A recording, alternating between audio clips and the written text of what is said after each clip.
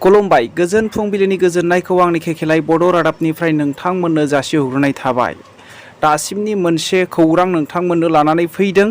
बेयो मोनसे दुखुनांथाव आरो बर' हारिनि थाखाय मुगैथाव बाथ्रा।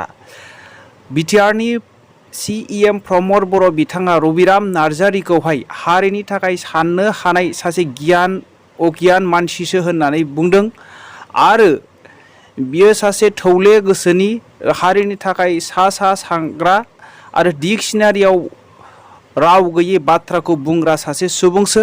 जायफोरानाखि रबिराम नार्जारीनि बाथ्राखौ लानानै सोलिगोन आरो बेनि बाथ्रा बायदि थाबायगोन बिसोरो हाखराव गोग्लैगोन आरो बिपदावसो गोग्लैगोन हाखरावसो गोग्लैगोन होननानै